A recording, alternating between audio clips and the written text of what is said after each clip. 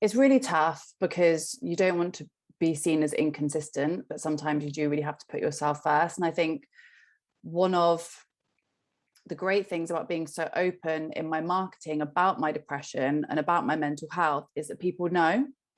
So that if I were to, there was when I went through the breakup in April last year, there was a week where I just could not be on calls. Like, it just was impossible. There was no way. I couldn't even like think or talk straight, let alone coach someone.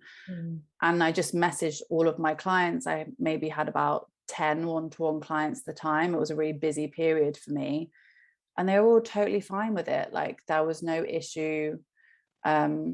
And I think me messaging them personally, as opposed to getting a VA or an assistant to do it, meant more. Obviously, that's not always possible. If you're sick, like, somebody can do it for you. But I think in that scenario, I just messaged them all and said, I'm just going to be really honest. I'm really struggling right now. I need to postpone our call. I'll get back to you in a week's time and we'll reschedule it.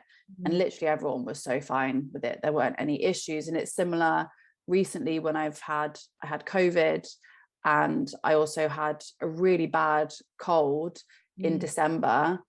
And then I also lost my voice in November. So I went through like a string of physical illness as opposed to mental illness. And just giving people notice, sometimes actually not though, sometimes it'd be like, we've got a call at 9 and I message you at 7:30, but everyone has been totally okay. I mean, I think people are way more understanding of it now.